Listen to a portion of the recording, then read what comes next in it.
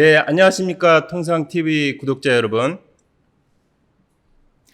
저는 월간 통상 편집장 오광지입니다. 네, 안녕하세요. 박종훈 팀장입니다. 예, 오늘 커버 스토리 시간이죠? 예, 맞습니다. 저희가 네. 뭐 사실 여러 가지 이야기들을 하고 있는데, 와, 네. 요즘에 날씨가 너무 더워서. 아, 그렇죠. 예, 예. 지금 진짜 뭐, 예. 이거 뭐 지구 종말에 대해서 우리가 다뤄야 되지 않나, 뭐 이런 생각도 지금 들고 있는데. 예, 한번 검토해 보겠습니다. 알겠습니다. 통상TV로 한번. 예. 오늘 주제는 예. 최근 이제 글로벌 정치 경제 지형에서 큰 이슈가 되고 있는 글로벌 사우스에 대한 얘기입니다. 이를 위해서 이 분야 최고의 전문가분을 모셨거든요. 네네. 서울대 신범식 정치외교학부 교수 겸 국제문제연구소장님이십니다. 반갑습니다. 안녕하십니까. 서울대학교 신범식입니다. 예. 글로벌 사우스 문제에 대해서 쉽고 또 자세하게 설명드리도록 하겠습니다. 예. 네, 아, 정말. 저도 이제 많은 뭐 유튜브 방송 통해서 제가 많이 만나 뵙고 또 많은 인사이트를 또 주셨기 때문에 자, 오늘 너무나도 좀 기대가 되는데 사실 오늘 이제 글로벌 사우스에 대해서 좀 이야기를 해볼까 해요. 사실 그 이름만 듣게 되면은 이 글로벌 사우스가 도대체 뭐냐 이렇게 보시는 분들도 많으실 것 같거든요. 그래서 뭐 이 부분에 대해서 뭐 간단하게 좀 설명 좀 부탁드리겠습니다. 네, 글로벌 사우스란 말 그대로 남반부, 지구의 남반부 또는 북반부에서도 낮은 저위도에 위치한 아시아, 아프리카 그리고 중남미 이쪽에 위치하고 있는 저개발국, 개도국들을 통칭하는 용어를 글로벌 사우스라고 합니다. 그런데 웅크타드 이제 유엔 무역개발회의가 나누고 있는 글로벌 사우스 구분을 보시면요, 녹색으로 표시된 지역을 글로벌 사우스라고 합니다. 사실 글로벌 사우스에 대한 이런 명확한 정의는 아직 확립되어 있지 않습니다. 일반적으로 보시는 것처럼 동남아시아, 남아시아, 중앙아시아, 그리고 서아시아, 뭐 그렇게 아시아권 이외에도 아프리카와 중남미까지 이 전체에 걸쳐서 분포되어 있는 나라들인데, 지도에 보시면 중국도 글로벌 사우스라고 표시되어 있습니다만, 개혁 개방 이후 발전된 중국을 개도국 또는 글로벌 사우스라고 하기에는 좀 무리가 있다라는 주장들도 있습니다. 그래서 오늘 저희는 논의하는 과정 중에 중국은 글로벌 사우스에 포함시키지 않는 것으로 하고 말씀드리도록 하겠습니다. 네, 알겠습니다. 그렇군요. 중국은 일단 빼고 그러면은 이게 글로벌 사우스를 우리가 이렇게 뭐 기사를 작성하기 위해서도 그렇고 이렇게 검색을 하다 보면요. 예. 이렇게 실리주의, 실용주의 노선을 걷고 있다. 그러니까 어느 한쪽에 치우치지 않고 정치 지정학적으로 뭔가 이제 그런 얘기들이 나오는데 어떻습니까? 그런 부분들은. 네, 이 글로벌 사우스란 개념 자체가 시작된 것은 사실은 냉전 시기입니다. 냉전 시기에 그러니까 즉 미국과 소련으로 나누어져서 대결하고 있었던 시기에 제3세계의 개도국, 저개발국들은 그 미소 세력 다툼 사이에서 그 문제보다 중요한 게 지구적 빈곤의 문제다. 이 빈곤의 문제에 좀 주목을 해라라고 하면서 이 국가들이 함께 뭉쳐서 이제 수가 많으니까 유엔 같은 데서 수를 이렇게 몰아서 표결의 힘으로 뭔가 선언도 채택하고 하는 식으로 자기의 영향력을 키워온 그런 그 활동의 기원을 가지고 있습니다. 그런 최근에는 이제 그런 전통을 가지고서 미국, 중국, 러시아, 유럽과는 이제 좀 차별화되어지는 자신들의 위상을 어떤 식으로 강화할 것이냐, 이런 데 대한 고민들을 많이 가지고 있는 것이고요. 주로 뭐 미국, 유럽 등의 선진국, 이 국가들이 과거에 글로벌 사우스 국가들에 대해서는 식민지 지배를 했던 나라들이기 때문에 아무래도 그런 데 대한 이 서구 중심의 국제 질서에 대해서 어느 정도 좀 불만을 가지고 있는 그런 공통점들도 가지고 있습니다. 따라서 이 국가들은 어쩌면 미국이나 유럽 국가들 또는 뭐 러시아나 중국 이들 사이에서 동맹을 맺고 어느 한편에 속하기보다는 그렇다고 이들 국가와 또 이렇게 적대하면서 멀어지려고 하는 게 아니라 어느 한편에 속하지 않지만 모두와 관계를 맺으면서 자기에게 유리한 실리적인 생존의 길이 뭔가 이런 것들을 고민하고 있는 그런 특성을 보이고 있다고 말씀드릴 수 있겠고요. 이게 아마 이 국가들이 가지고 있는 강점이 되고 있는 것 같습니다. 왜냐하면 지금 이 시기가 이 국가들의 도움이 굉장히 필요한 시기거든요. 그래서 선진국들도 그렇고 우리나라도 그렇고 이 글로벌 사우스 국가들에 대해서 계속 러브콜을 보내고 있는 그런 상황이죠. 예. 근데 제가 좀 개인적으로 좀 궁금한 게 사실 지금 뭐 미국과 중국이 다 우리 편에 오길 원하잖아요. 근데 그런 여러 가지 압력이 좀 있을 것 같은데 이런 뭐 글로벌 사우스 국가들은 그런 부분에서는 조금 뭐 어떻게 적대적으로 어떻게 좀 이걸 풀어가고 있을까요? 지금 상황에서는? 글쎄요, 이 국가들 입장에서 어느 한 편을 들면 좋겠다라고 이제 판단이 확실히 선다면 어느 한쪽을 선택하는 게 맞겠죠. 근데 지금 국제 질서가 변동해 가고 있는 상황이 예. 단일 패권국 미국 주도의 질서로부터 조금은 패권이 약해지면서 다극화가 진행되고 있는 거잖아요. 그러니까 그 다극화 질서 세계 속에서는 어느 한쪽에만 완전히 이 배팅을 한다. 예. 뭐 소위 말하는 몰빵을 한다. 예, 예. 이렇게 되면 이 그렇지. 굉장히 위험스러운 아, 그러네. 거거든요. 그러니까 이제 다양한 이 부상하는 강대국들과 예. 고루고루 좋은 관계를 맺기 위한 전략을 펴는 거죠. 예, 알겠습니다. 그러면은 사실 그 글로벌 사우스의 어떤 뭐 힘을 가지려면 약간 협의체가 좀 필요할 것 같고 일부 뭐 단체가 좀 필요할 것 같은데 이익 단체가 그렇죠. 그렇죠. 그러한 것들이 있을까요? 네, 사실은 냉전 시기에 워낙 이 수로 몰려다니면서 유엔 안에서 77 그룹이라는 것들을 만들기도 했고요. 예. 그러니까 뭐 77개국이 한꺼번에 표 조정해가지고 표결에 참여하면 유엔 안에서 강력하죠. 이제 그런 경험이 있으니까 당연히 뭔가 협의체 이런 것들이 있지 않겠느냐 이런 예상들을 하시는데 사실은 그런 단체가 없습니다.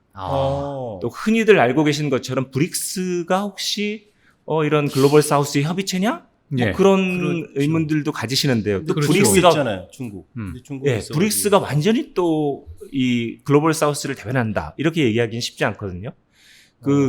브릭스는 도리어 글로벌 사우스 국가들 중에서도 또는 비서방 국가 중에서 빠르게 성장하는 5개의 나라들이 함께 경제 정책을 조율하기 위해서 새롭게 이 성장하는 이머징 이코노미 5개국 그게 이제 뭐 러시아, 중국, 예. 그리고 인도, 그다음에 이제 남아프리카 공화국과 브라질 이 5개 나라들이 함께 뭉쳐서 협의하면서 만들어진 조직이거든요. 예. 이 조직은 사실은 글로벌 사우스랑 직접적인 연관을 가진다 이렇게 보기는 쉽지 않겠습니다. 그건 또 별개로 우리가 좀 봐야 되는 부분이겠네요. 네. 자, 그러면 사실 이제 저는 가장 궁금했던 게 이거예요. 120개가 넘는 국가면 저희가 뭐 재건축 하는데도 10가구가 이상이 되면은 합의점에 도달하지 맞아, 못하잖아요. 맞아. 이름만 한 2만 개가 나올 정도로 지속적으로 그러는데 이게 120개가 넘는 국가가 하나로 합쳐지게 되면 이게 어떠한 합의점이 이르기가 정말 좀 힘들 것 같은데 이 부분을 사실 또 어찌 보면은 또 하나로 좀 뭉치고 있는 상황이고 네. 거기에 따라서 지금 글로벌 사우스 정상회의를 또 인도가 또 주도했다라는 맞습니다. 이야기가 또 나오고 있는데 저는 이 부분이 정말 좀 재밌게 느껴지거든요. 네, 맞습니다. 그러니까 어쩌면 냉전 시대 때는 뭐 그렇게 수로 몰려다니면서 표결에 영향을 미쳤지만 탈냉전 시기에는 사실은 굉장히 약해졌거든요. 미국이 단일하게 끌어가는 세계 질서 속에서는 이 글로벌 사우스 국가들이 이제 큰 의미를 조명받지 못했어요. 그러니까 존재감이나 가치가 네. 별로 없었다 이거죠. 존재감이 굉장히 미약했죠. 음. 그런데 이제 중요한 건 이들 국가 중에 빠르게 성장하는 개도국들이 이제 이 신흥 경제로 부상하기 시작했고요. 또 하나는 이 국가들이 소위 말해서 자원, 그다음에 식량, 그리고 공급망 관련해서 점점 더 국제 정치 경제에서 차지하는 비중이 중요해지기 시작했습니다. 그러다 보니까 이들이 과거처럼 그냥 수로 몰려다니는 어떤 존재들이 아니라 국제 정치의 구조적인 변동에 직접 영향을 미칠 수 있는 그런 존재다라고 네. 하는 인식이 생긴 거죠. 예를 들자면 러시아의 경제 제재를 직접적인 타격을 많이 안 받으면서 우회할 수 있었던 이유가 바로 이들 글로벌 사우스 국가들이 침략국 러시아를 규탄은 하지만 경제적으로 러시아와의 이익을 보는 부분을 그만두진 않겠다. 이런 입장을 가지고 있었던 거거든요. 예. 그러다 보니까 경제 제재로 우회할 수 있는 길들을 찾은 거죠. 이건 미국의 어떤 기획에 굉장히 큰 타격을 준 거고요. 그러다 보니까 이 글로벌 사우스가 이제 더 이상 그냥 미미한 그런 국가들이 아니라 국제 정치 질서의 구조에도 영향을 행사할 수 있는 그런 세력으로 부상했구나 하는 것들을 알게 된 겁니다. 예. 근데 지금 이제 그런 걸 들어보니까 왜 글로벌 사우스가 이렇게 부상하게 되는지에 대한 느낌은 좀 오기는 오는데, 근데 이제 경제적으로 지금 신흥국들이나 이런 국가들이 되게 이제 경제 성장이 고도화되면서 글로벌 경제에서도 영향을 키워가고 있다고 그러셨잖아요. 신흥국들이. 근데 그게 대표하는 게 지금 얘기하신 대로 브릭스. 대표적일 것 같은데 브릭스에 소속된 국가들이 왜 브릭스보다 더 글로벌 사우스가 한동안은 브릭스가 그렇게 글로벌 이슈에서 주목받는 키워드였는데 그게 좀 잦아들고 왜 글로벌 사우스로 넘어가게 됐는지. 네. 그러니까 어쩌면 브릭스는 브릭스대로 자신의 존재 이유와 중요성을 강화해 나가고 있는 것이 사실이고요. 그런 다른 한편으로 그 브릭스라고 하는 5개 나라의 초점을 맞추기보다 조금 더 넓은 의미에 있어서의 글로벌 사우스가 더 중요해지고 있다라고 하는 생각들이 점점 강해지기 시작한 거죠. 근데 아까 질문을 주셨지만 제가 이렇게 깜빡깜빡해서 초점을 또 이렇게 살짝 옆으로 가긴 하는데요. 예.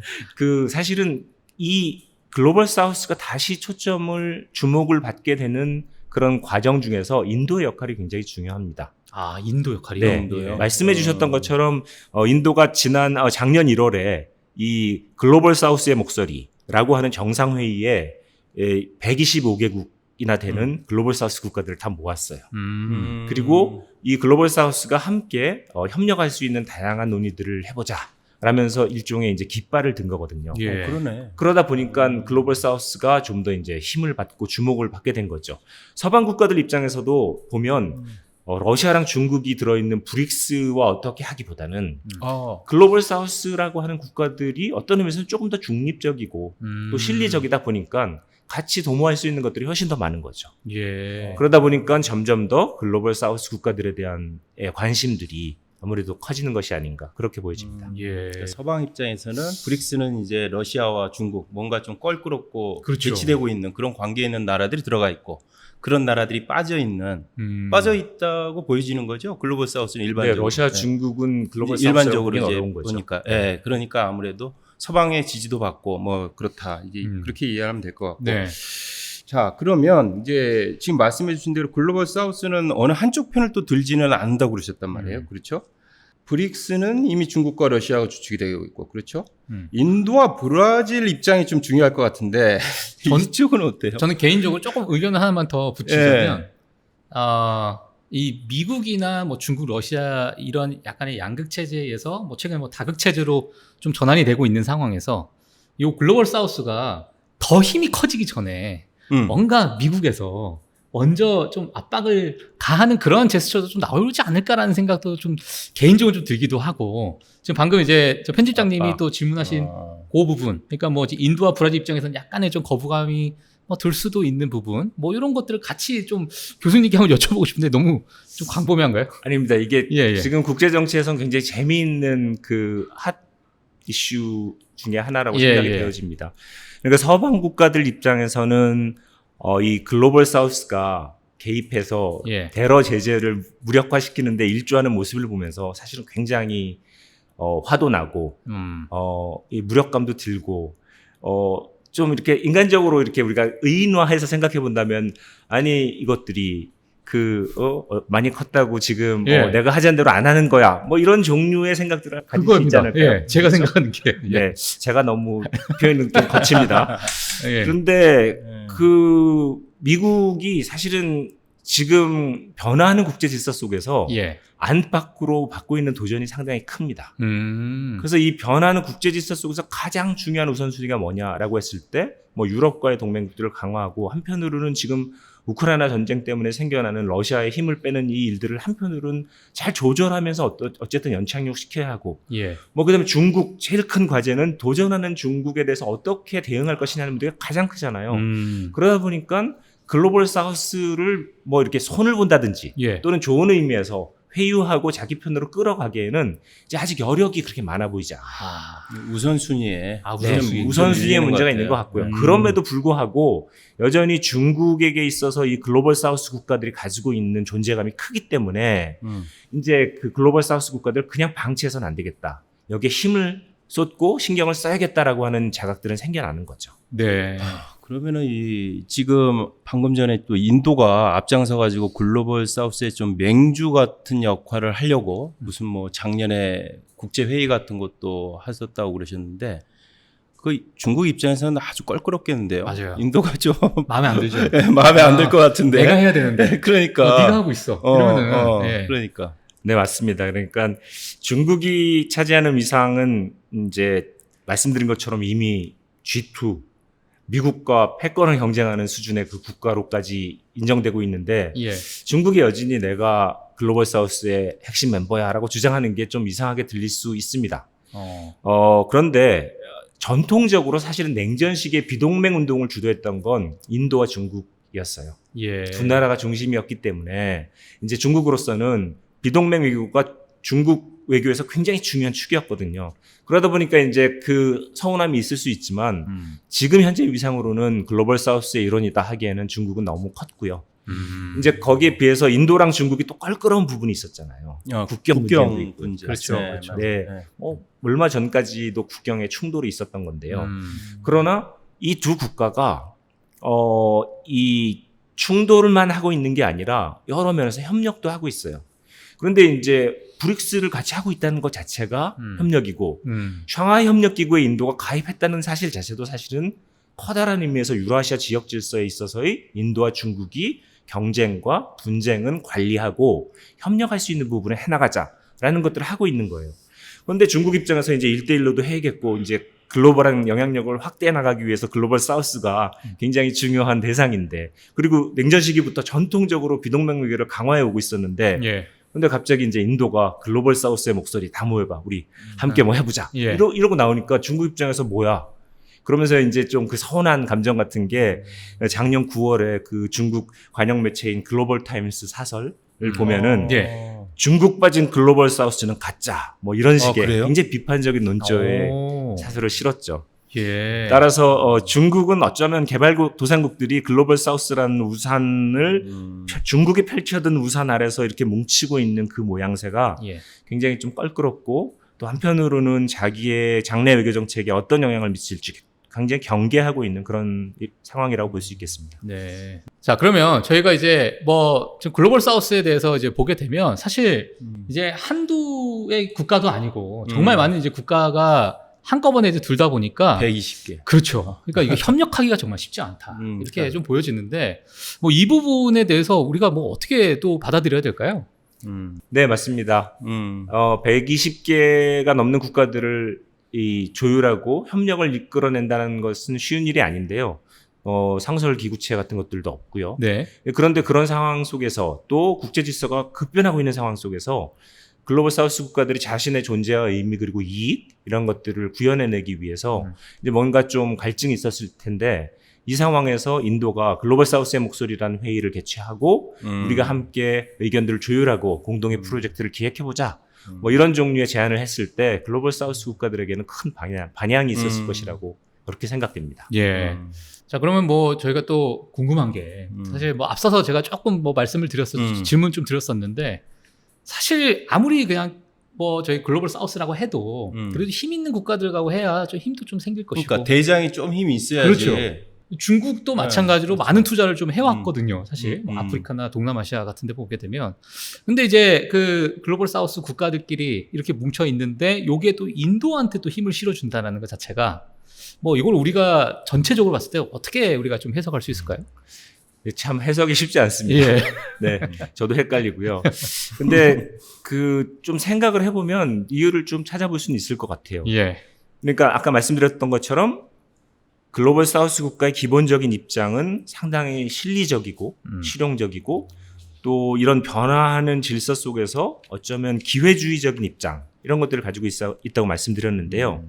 근데 사실은 인도의 외교 정책을 보면 네. 정확히 그 방향과 일치합니다. 아, 그래요. 네. 인도 자체가. 네. 인도 자체의 외교 정책이 상당히 실리적이고 실용적이고 기회주의적입니다. 그러다 보니까 인도가 글로벌 사우스 국가들 중에서 가장 큰 나라고 또 뭐 그런 목소리를 낼 의지가 모디 총리가 굉장히 강력합니다. 글로벌 사우스를 좀 끌어가면서 지구적인 리더십을 발휘해야겠다. 이런 의지도 강력하고요. 그런데 그 무엇보다도 인도가 하고 있는 그 외교가 예. 예를 들어서 서방이 했던 식민주의적인 경영의 그 후과들을 연상시키는 것도 아니고 그렇다고 중국이 1대1로 프로젝트들을 쭉 하고 개도국을 후원하면서 예. 일종의 이 국가들을 부채 덫에 빠지게 했던 그런 경험과도 달리 이 글로벌 사우스 국가들 안에서 함께 민주적인 방식으로 우리가 함께 공영해 나갈 수 있는 방법들을 찾아보자 뭐 이런 식으로 접근한다면 글로벌 사우스 국가들 입장에서는 굉장히 매력적인 제안이 아닐까요? 뭔가 동질감이 좀 있는 그러니까요. 나라다. 네. 좀 큰 나라 중에 좀 동질감이 더 있다. 글로벌 사우스. 뭐 그래서 이제 그렇게 그 보이네요. 미국의 외교안보 전문 잡지 이 디플로매트 기사를 보시면요. 이 인도가 중국과 교역을 강화하고 있다. 이런 내용들을 보도하고 있거든요. 그래도 저 표현에는 NM이라는 적이라는 표현을 씁니다. 적과의 예. 거래네요. 예, 적과의 적과의 교회. 동거. 네. 예. 적과 교류를 거래하는 하는 겁니다. 예. 네. 그리고 또 뭐 보이스 오브 아메리카 기사를 보면 인도가 또 미국과 첨단 기술 분야에 있어서 협력도 강화하고 있다. 이렇게 전하고 있거든요. 그러니까 뭐 이런 모습을 보면 인도가 거대한 강대국 사이에서 어느 한쪽 편을 들지 않고 양쪽과 다 실리를 추구하는 예. 외교를 하고 있다. 그리고 심지어는 러시아의 그 이 제재 상황에서도 인도는 러시아의 석유가 필요하다. 우리는 러시아의 석유를 사겠다라고 해서 사서 예. 러시아 석유를 굉장히 비싸게 팔아서 엄청난 이윤을 또 남겼어요. 예. 전쟁 기간 중에. 예. 이런 걸 보면 좀 이건 너무한 거 아닌가 하는 생각이 예. 들 정도로 어. 실리적이고 실용적이면서 어느 한쪽을 택하거나 어느 양쪽으로 더 멀어지는 게 아니라 그 상황 속에서 자신에게 이득이 되고 또 커다란 범위 안에서 대의에 거스르지 않는다면 우리는 우리의 길을 가겠다. 뭐 이런 외교를 해나가니까 글로벌 사우스 국가들 입장에서는 예. 저렇게 우리도 좀 가는 게 좋지 않겠느냐. 이런 그러네요. 생각을 하는 거지. 모델 국가네요. 예. 그렇죠? 벤치마킹. 얘기를 들어보니까 인도가 이미 이제 글로벌 사우스를 뭐 접수했다까지는 아니더라도 나름 사실상 리드하고 있는 모습을 예. 보이고는 외교를 있어요. 너무 잘해요. 그렇죠? 정말 부럽습니다. 예, 그래서 나름 뭐 지금 미중 간의 갈등이라든가 여러 가지 지정학적 긴장 속에서 영향력을 키워가고 있는데요. 근데 이 글로벌 사우스에 소속된 국가들을 보면 인도뿐만 아니고 브라질도 그렇고 나름 멕시코도 그렇고요. 그렇죠? 예. 성장 가능성이 상당히 높다라는 느낌을 받거든요. 네, 맞습니다. 냉전 시기에 뭐 사실은 굉장히 경제적으로 어려웠던 국가들이었고요. 예. 뭐 뭉쳐서 자기의 이익을 보호하려고 노력했지만 큰 영향력이 있었던 건 아니고요. 탈냉전 시기에는 미국이 주도하는 질서 속에서 뭐 그 존재감이 굉장히 미미했고요. 그런데 왜 이 시기 탈탈냉전 시기죠? 이 변화하는 다극화로 질서로 변화하는 이 질서 속에서 이 글로벌 사우스에 주목하게 됐느냐라고 하면 무엇보다 이들이 가지고 있는 지구 경제에 있어서의 이들의 성장 가능성 그리고 이들이 가지고 있는 그 성장의 잠재력 이제 이런 것들이 굉장히 중요한 주목의 이유가 되겠습니다. 네. 뭐 예를 들자면은 그 사실 120개 국가들 사실 다 합쳐도 뭐 미국, 중국 뭐 이런 선진국들에 비하면 사실은 그 경제 사이즈가 아주 크다거나 뭐 압도적이다거나 아직은. 그런 건 아니에요. 음. 그럼에도 불구하고 길게 봤을 때 이 국가들과의 관계를 잘 해놓지 못하면 장기적인 경제 성장이 쉽지 않다라고 하는 판단들을 하는 거죠. 예. 뭐 예를 들자면 이제 주목해야 될 부분이 글로벌 사우스 경제 규모 이렇게 보면 2024년 기준으로 했을 때 인구로는 62.8%가 글로벌 사우스 국가들이에요. 상당히 되죠. 맞네요. 야, 네. 우리나라한테 인구. 뼈 아픈 부분이죠. 사실 네. 인구에 관련돼서. 예. 그냥 인구만 많은 게 아니고요. 예. 계속 설명해 보겠습니다. 예, 예. 그다음에 또 이제 명목 GDP 비중으로 보면은 2000년에는 그게 한 14% 정도였습니다. 작네. 그렇지만 24년에 이게 20.6%? 그러니까 빠른 작네요. 속도로 쭉 그 성장하고 있는 거죠. 이렇게 빨리 경제 규모가 성장하면서 전 세계 경제에 있어서의 비중과 영향력을 급속도로 키우고 있는 거죠. 게다가 가장 주목되는 부분이 이 글로벌 사우스 국가들이 아까 인구가 많은 정도만의 문제가 아니고 예. 사실은 인구 배당 효과라고 하는 것이 점점 더 커가는 그런 단계에 진입을 하게 되는 거거든요. 그러니까 장기적으로 보면 이 국가들의 비중은 더 커질 거고 영향력은 더 커질 거다. 그런데 이 국가들을 무시하고는 국제 정치 경제에 있어서 생존하고 번영하기가 쉽지 않다라는 예. 판단을 쉽게 할 수 있는 거죠. 예.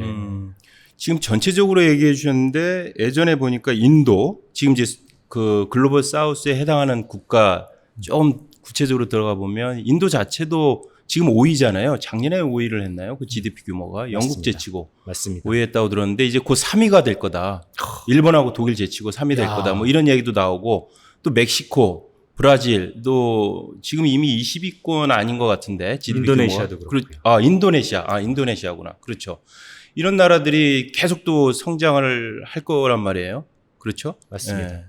그러니까 이 국가들은 앞으로 그 빠른 속도로 경제 성장을 할 뿐만 아니라 사실은 이 국가들이 어떤 태도, 어떤 포스처를 하느냐에 따라서 사실은 국제 정치 경제의 구도가 상당히 영향을 받을 수밖에 없는 그런 구조적 변수가 되는 거죠. 그러니까 사실 500대 기업, 글로벌 500대 기업 순위만 보더라도 이 글로벌 사우스에서 뭐 있을까 싶지만 사실은 살펴보면 500대 기업 중에서 25개 가 글로벌 사우스 국가들 소속입니다. 예. 브라질에도 9개, 인도에도 9개, 그리고 또 멕시코도 3개나 돼요.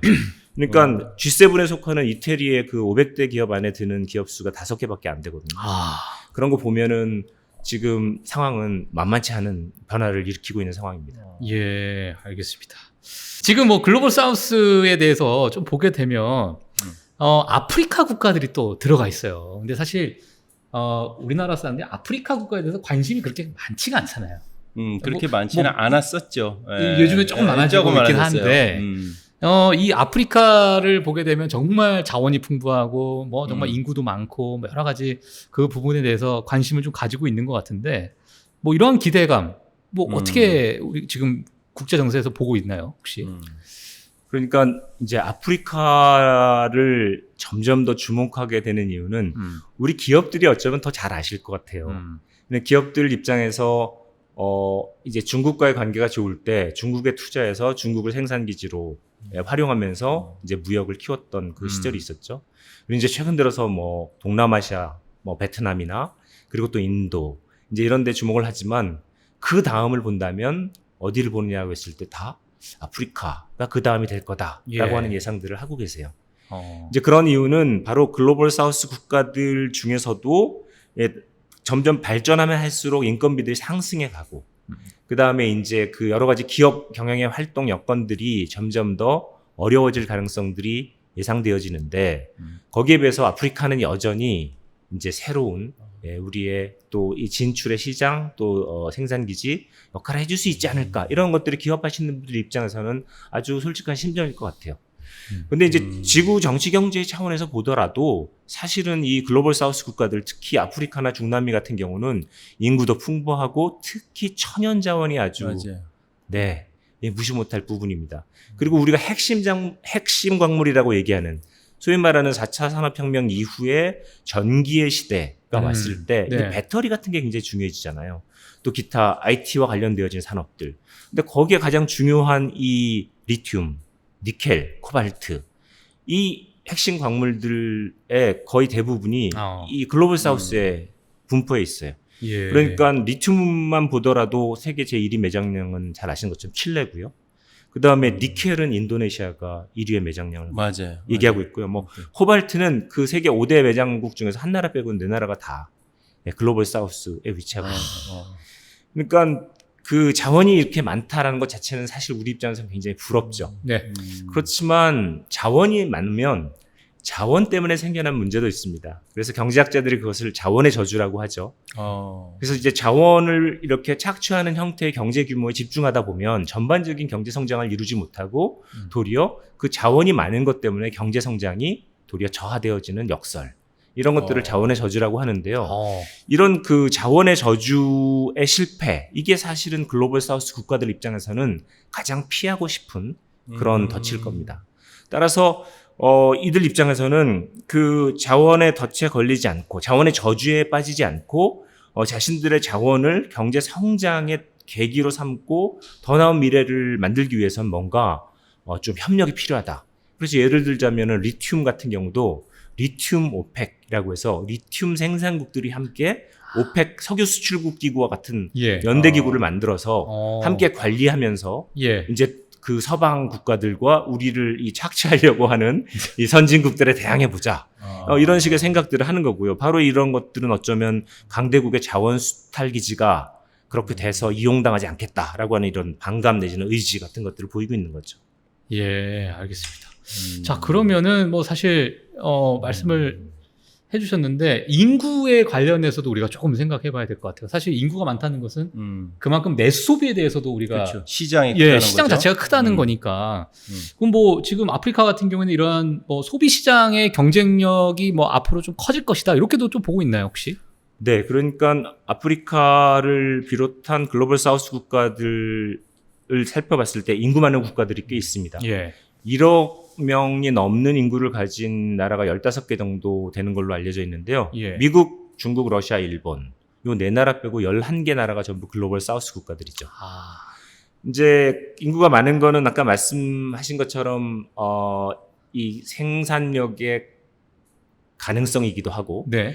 시장의 주체이기도 하니까 여러모로 유리할 수 있지만 예. 이게 생산 가능 인구가 많이 분포되어 있느냐 아니면 굉장히 노령화되어 있느냐에 그렇죠. 따라서 사실은 또 그 효과가 조금씩 달리 나타날 수 있죠. 그런데 글로벌 사우스 국가들의 대부분은 이 생산 가능 인구 15세에서 64세 정도로 보는 이 생산 가능 인구에 집중돼 있고 중위 인구, 평균 연령의 중위 인구가 상당히 젊은 쪽에 이제 분포돼 있습니다. 그래서 네. 아까 말씀드렸던 것처럼 그 인구가 늘어났을 때 그것이 생산력을 발전시키고 시장을 확대하는 효과가 굉장히 큰 나라들이에요. 예. 그러다 보니까 현재 인구 구조로 봤을 때도 글로벌 사우스 국가들은 그리고 아프리카 국가들은 상당히 그 인구의 긍정적인 효과를 보게 되는 그런 국가들이라고 볼 수 있겠죠. 네. 네. 저 이제 다음으로 넘어가기 전에 저 대본 말고 제 개인적인 질문 하나 좀 하고 넘어가겠습니다. 예. 이건 약간 쇼츠를 하셔도 제가 인도네시아 자카르타에서 1년 정도 살았었어요. 네. 살았었는데 이 친구들이 약속을 하면 뭐 2시에 보자 안 와요. 한 6시에 오는 거예요. 자카르타 타임이구나. 그런 게 있나 보네. 이게 왜 그러냐 하니까 그냥 교통체증 때문에 뭐 늦었대. 아 그래 뭐 그렇구나. 2주 뒤에 보자. 그 2주 뒤에 안 오는 거예요. 그래서 그러면 한 2주에 또 연락이 와요. 그 2주 뒤에 연락 와서 뭐 미스터 팍. 내가 뭐 그때 무슨 일이 있어가지고 막 이랬다. 그래 그럼 내일 볼 수 있지. 오케이 그럼 내일 보자. 안 오는 거야 또. 근데 제가 이제 그거를 왜 안 올까? 제가 고민했거든요. 거기 이제 한인 회장님한테 제가 여쭤봤습니다. 왜 안 오냐고. 근데 이슬람 국가가 싫어도 오케이 한다라는 문화가 있다는 거예요.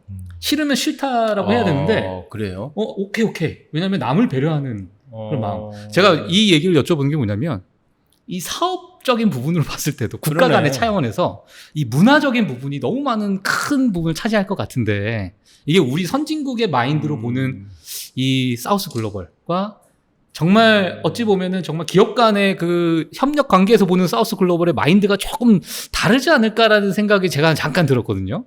이 부분은 어떻게 생각하십니까? 네, 제 전공이 아니라서.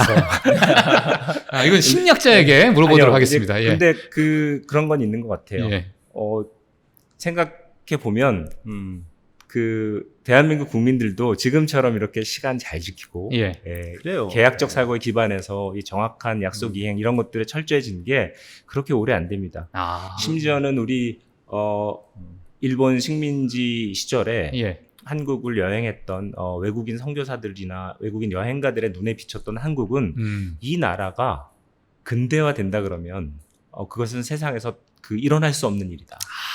뭐 이런 얘기를 했던 나라입니다. 따라서 저는 그 문화의 문제가 중요합니다. 그리고 그 문화를 이해하는 것이 그 나라와 이 경제 관계를 그렇죠. 또 친구의 관계를 신뢰를 쌓아가는 데 굉장히 중요한데요. 그러나 경제가 성장해 가면서 또 거기에 맞는 문화들이 새롭게 생길 거고요. 어쩌면 인도네시아 국민들이 어느 날 한국 사람들을 향해서 왜 이렇게 느긋하냐, 내가 부른 거 아니냐, 뭐 이런 얘기를 하는 날이 올 수도 있지 않을까 하는 생각을 해보는데요. 저라도 열심히 뛰겠습니다. 예전에 한국도 코리아 타임 있었어요. 그래요? 한때 있었어요. 그렇죠. 그러니까. 알겠습니다. 얘기를 들으면 들을수록 글로벌 사우스 국가들의 어떤 정치적인 영향력도 그렇고요. 그렇죠. 그다음에 경제적인 영향력도 갈수록 커지고 있고 그러면 그럴수록 강대국들 입장에서는 이걸 꼭 손을 잡아야 될 정말 중요한 파트너일 수가 있는데 그래서 계속 러브콜을 보낼 것 같거든요. 그렇죠. 그 상황이 어떤가요? 강대국들 입장에서는 정말 잘 관리해야 된다라고 하는 위기의식 같은 것들이 보입니다. 우크라이나 전쟁의 그 구도 속에서 이들이 보여주는 이 일종의 태도들이 서방 선진국들 입장에서는 사실은 좀 충격이었을 겁니다. 그렇겠죠? 왜냐하면은 그렇지. 분명히 침략 전쟁을 벌인 그러니까. 러시아에 경제 제재를 하겠다고 하는데 실리적인 입장을 취한다. 그러니까. 그게 이제 사실은 굉장히 충격적이었을 텐데 사실 서방 강대국들 입장에서도 이제 이것을 충격으로만 받아들인 것이 아니라 변화하는 국제 정세 속에서 글로벌 사우스가 어떻게 움직이는지 이해하고 읽고 또 이들과의 관계를 강화하기 위한 노력들이 필요하다라고 하는 인식들이 조금씩 확산되고 있는 것 같고요. 특히 서방 국가들 중에서도 이 일부 기업들은 이 글로벌 사우스 국가들과의 관계를 강화하기 위한 경제 관계를 강화하기 위한 아주 적극적인 노력에 나서고 있는 것으로 알려지고 있습니다. 네. 예를 들자면은 애플 같은 경우에요. 27년까지 인도 내 제품 생산 규모를 5배까지 늘리겠다. 그렇게 얘기를 하고 있는 거고요. 또 테슬라도 멕시코 생산 공장에 기가 팩토리 건설하겠다 이렇게 밝히면서 이들 글로벌 사우스 국가들에 대한 적극적인 진출을 이야기하고 있습니다. 인텔도 사실 베트남의 반도체 공장 관련해서 테스팅 그리고 또 패키징 시설 구축하는 데 이어서 더 투자를 확장해 나가겠다 이런 이야기를 하고 있고요. 독일의 그 유명한 보쉬 또 말레이시아의 반도체 테스트 시설을 짓고 사실은 8월부터 가동에 들어갑니다.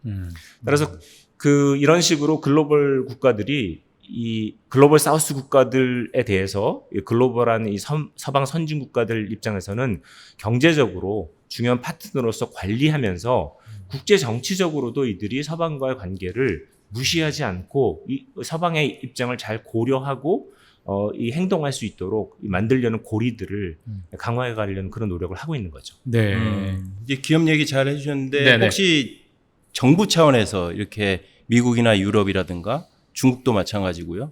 그럼 강대국들이 정부 차원에서 글로벌 사우스와 협력하는 최근 사례들도 좀 있나요? 있습니다. 미국 그리고 유럽 같은 경우에 이 글로벌 사우스 국가들과 협력을 위해서 이제 새로운 메가 프로젝트 같은 것들을 기획하고 있는데요. 예를 들자면 작년 9월에 G20 정상회의에서 인도, 중동, 유럽을 연결하는 경제회랑 계획을 발표하면서 이와 관련된 MOU를 체결했습니다. 그러니까 해로 그리고 철도를 통해서 인도랑 중동이랑 유럽을 연결하면서 이 인도와 유럽의 거리를 가깝게 만드는 이제 그런 효과를 보려고 하는 것이고요. 또 일본 같은 경우에도 작년 5월에 히로시마에서 열린 G7 그 정상회의에서 인도, 브라질, 베트남, 인도네시아 정상을 초대해서 글로벌 사우스와의 협력 문제를 어떻게 할 것인가 하는 논의를 밀도 있게 또 진행을 했습니다. 그래서 작년 7월 일본 정부가 인도와 반도체 연구 개발 과정에 적극적으로 협력하기로 하는 MOU를 체결하기도 했고요. 네. 이런 식으로 서방 선진국들이 정부 차원에서 다양한 프로젝트들을 기획하고 기업 차원에서 진출하려는 노력들이 동시에 진행되고 있다. 이렇게 보시면 되겠습니다. 네. 우리나라도 해야 되는 거 아닌가요? 우리나라도 하고 있겠죠? 맞습니다. 네. 한국도 사실 이 글로벌 사우스 국가들에게는 한국이 상당히 매력적인 국가일 수 있어요.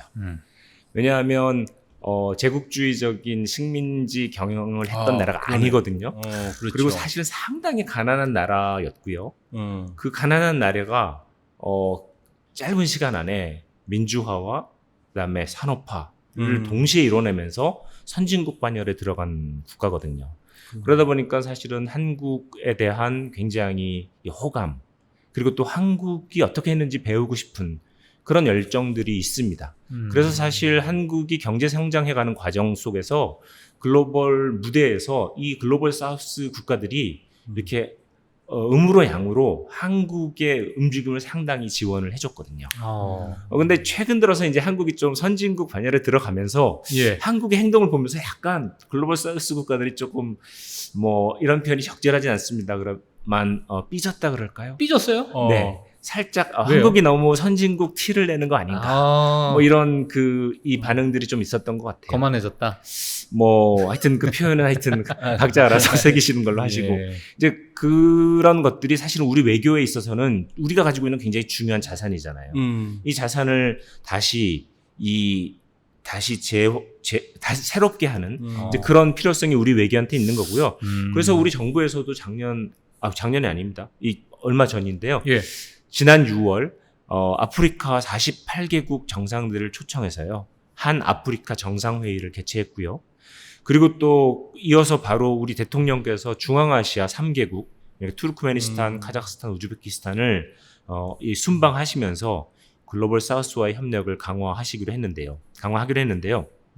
이때 한 중앙아의 협력 포럼이라는 게 있는데 이것을 정상급으로 올려서 한 중앙아시아 정상회의를 매년 개최하기로 이렇게 한 것도 바로 글로벌 사우스 국가들과의 협력을 강화하기 위한 우리 정부의 노력들이라고 볼 수 있겠습니다. 예.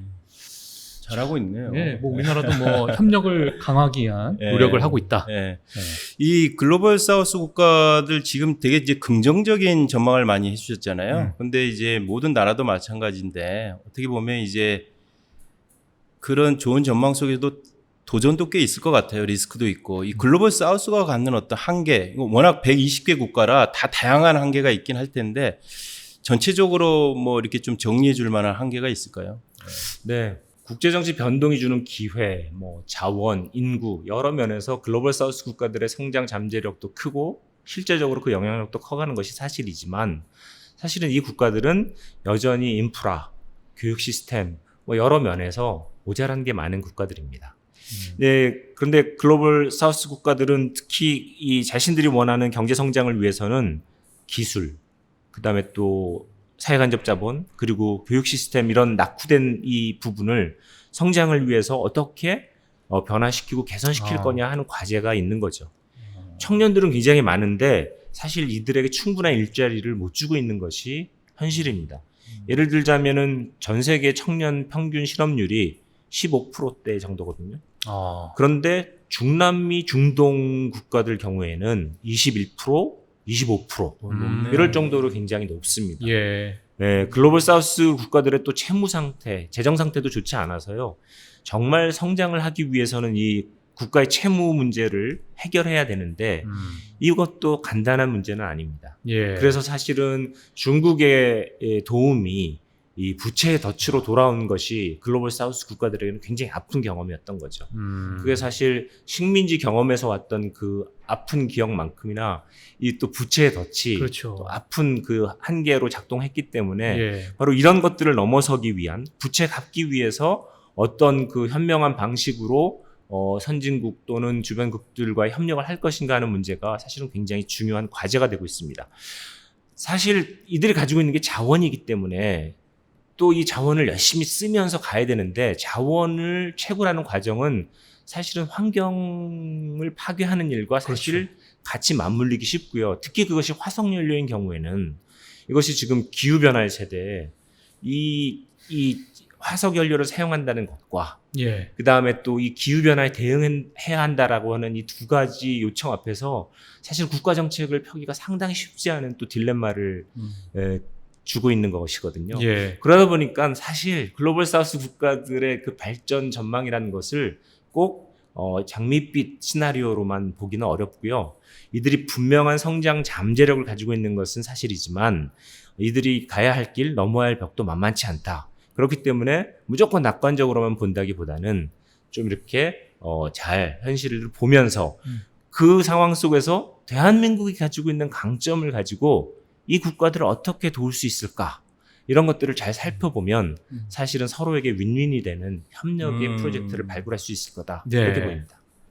글로벌 사우스 지금 마지막 말씀이 아주 핵심 포인트였던 것 핵심입니다, 같아요. 정말. 그렇죠? 예. 예, 글로벌 사우스가 가장 절실하게 요구하고 있는 거, 그 포인트를 잘 파악을 해가지고 우리가 거기에 초점을 맞춰가지고 뭔가 손을 잡아만 하다. 이제 이런 얘기인데 오늘 이제 글로벌 사우스 얘기 잘 들었습니다. 글로벌 사우스가 왜 글로벌 정치 지형에서 이렇게 정치, 경제 지형에서 부상하고 있는지, 그리고 강대국들의 그런 끊임없는 러브콜, 그렇죠? 그리고 한국 정부의 이런 치열한 이제 노력, 이런 것까지 잘 설명을 들었고요. 자, 어떠셨어요?